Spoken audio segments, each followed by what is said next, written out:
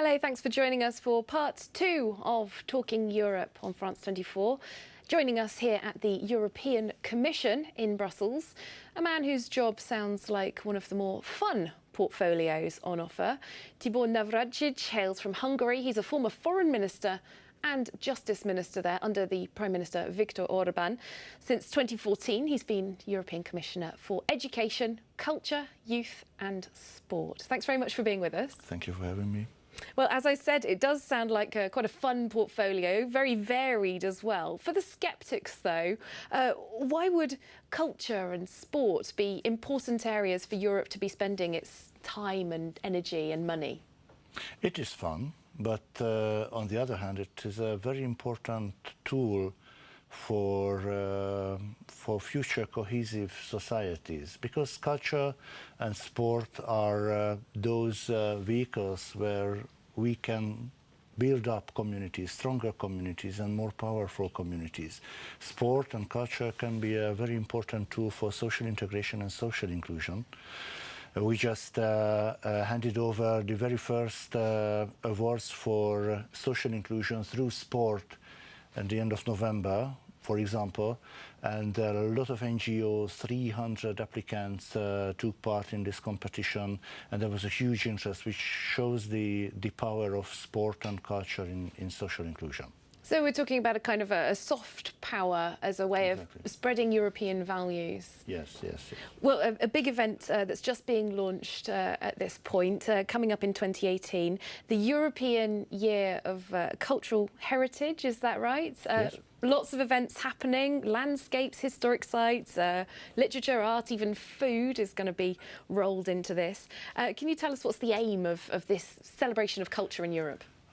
Obviously, the aim is celebrating the cultural heritage, our past, our predecessors' treasures. But at the same time, I would like to combine the celebration of the past and the cultural heritage with funding the future, because one of the most robust branch of the European industry is creative industries and cultural capital.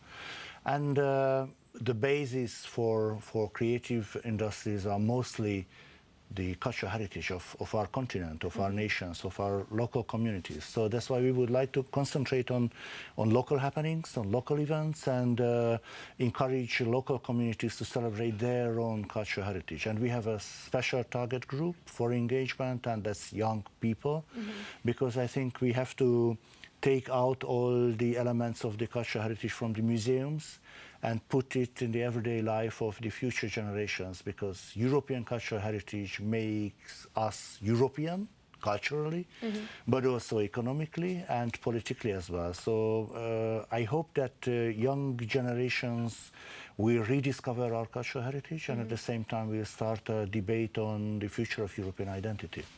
And there can be a sense, I think, for more Eurosceptic people that, lots of initiatives or values can be imposed from Brussels. But this is more about sort of asking Europeans what they think their cultural identity is. Yeah, I definitely don't want to impose anything on anybody. My aim is to identify and find those common denominators of our cultural heritage, which link us together, make a community. Eurosceptics often think that national loyalties, regional and local loyalties, can be set against a European identity. I think just the contrary. I think a good European is proud of their national belongingness, regional and local loyalties, and we would like to discover that kind of complex identity. Well, of course, we know that there has been a rise in Eurosceptic sentiment in Europe in recent years. The biggest sign of that, perhaps, the Brexit vote in the UK. Is this initiative, using the soft power of culture, is that a direct result of this Eurosceptic and some more nationalistic sentiment? Well, I think, yes, that's one of the consequences of that sad event, sad for us in the continent, because we just experienced that a lack of identity or a weakness of identity can destroy or seriously endanger communities and cohesion, social cohesion as well. So it's time for rediscovering our identity or rebuild our identity at European level. All right, well, one way that the European Union has been encouraging cultural links for 3 decades now is the Erasmus scheme, which has been sending students across the continent to study at different universities for 30 years. Well, for our viewers who might not be completely familiar with what Erasmus is and how it works, here's a little explainer from our team in the France 24 newsroom. 33 countries participate in the Erasmus programme. The 28 members of the European Union, as well as Iceland, Norway, Liechtenstein, Macedonia and Turkey. When Erasmus was first created in 1987, there were only 11 participants. Today, 5 million people have completed an overseas stay, thanks to the programme.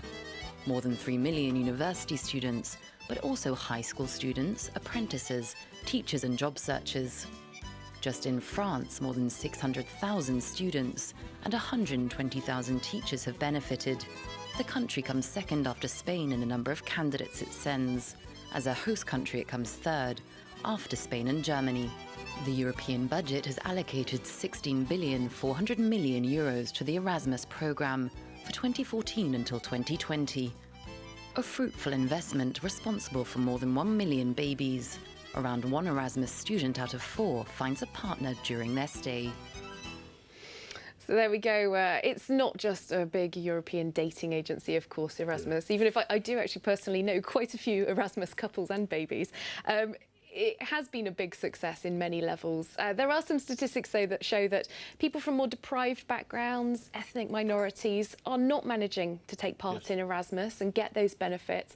You know, is that an area that you can work on in the future? Yeah, that's one of the challenges we would like to address in the future. We need more funding to extend the social scope of Erasmus, to make it available for more people coming from disadvantaged social groups or marginalized groups, because I think Erasmus is a symbol of many things which makes the European integration a wonderful thing. For instance, it develops a European identity we would like to develop in other social groups as well, a European identity which is complementary identity to any other identities. And it's one of the symbols of the unification of Europe. For instance, at the onset of Erasmus, I was a student in Hungary, beyond the Iron Curtain. So I had no chance for participating the Erasmus Plus. Now I can be a commissioner responsible for Erasmus. I think that's a very nice symbol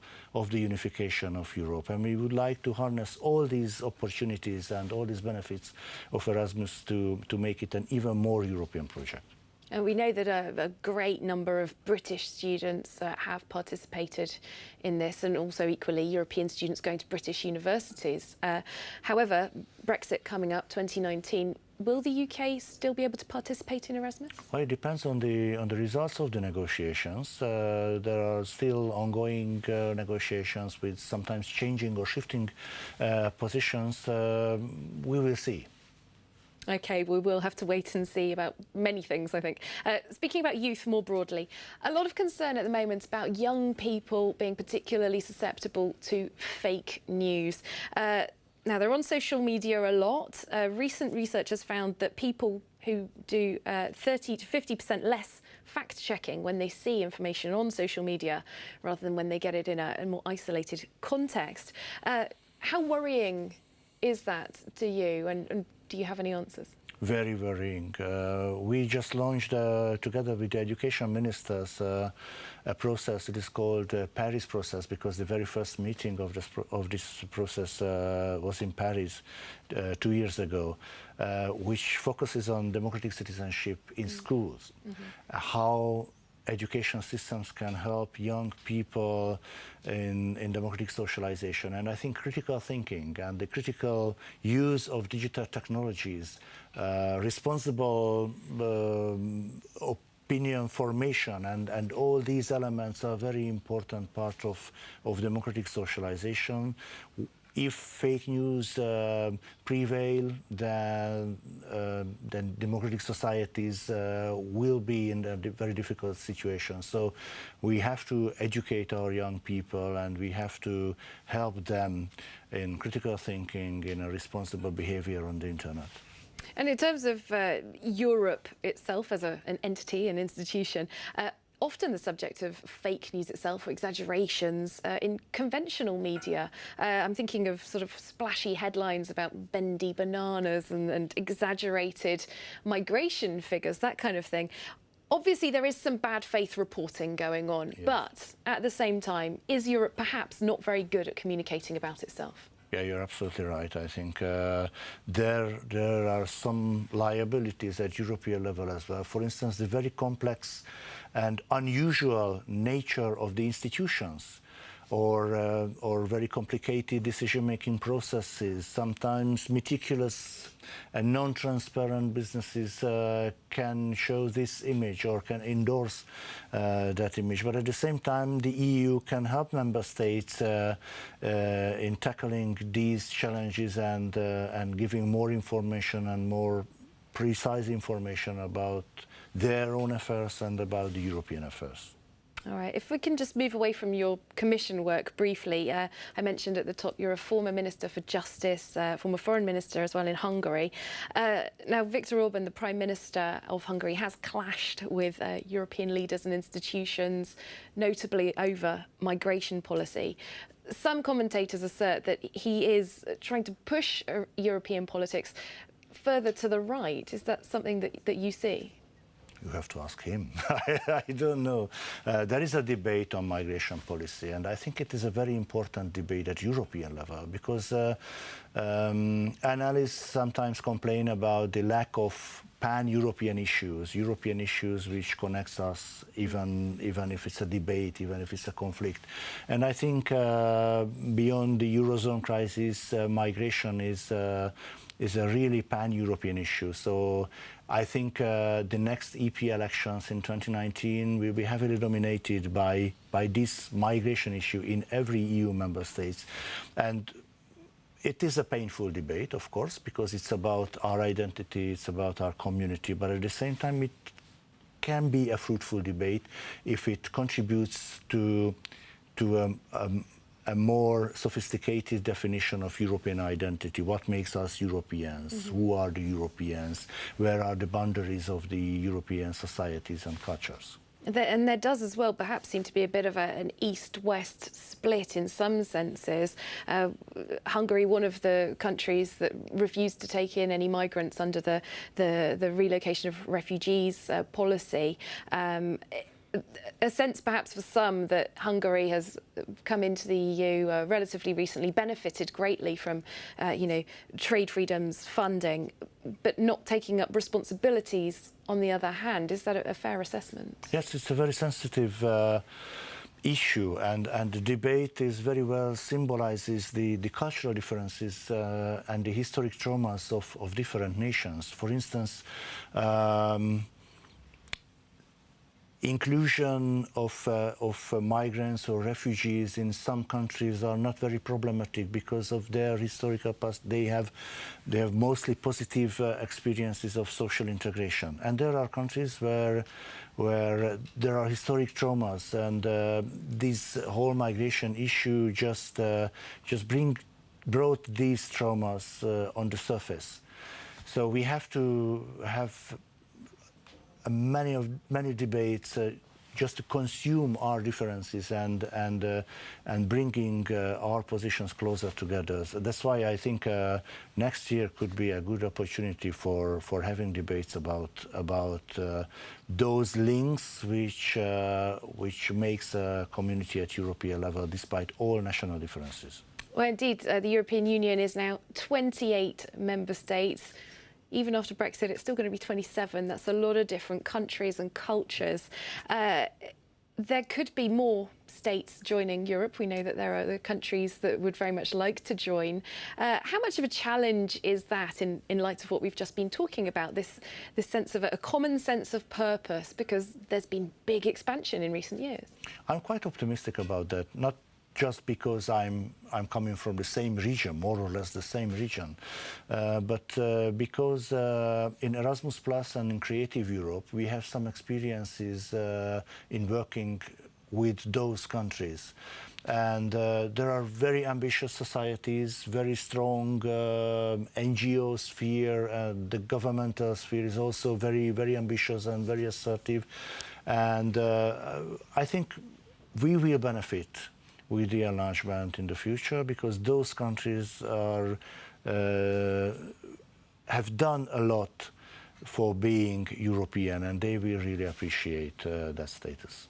Will there perhaps be a little more caution in future over expansion? For example, in the United Kingdom, many people had a sense that enlargement meant a huge influx of migrant workers into the UK who, under the EU rules, had the right to be there, but that culturally was a shock for many people in the UK and perhaps has fed into the Brexit vote in a large way.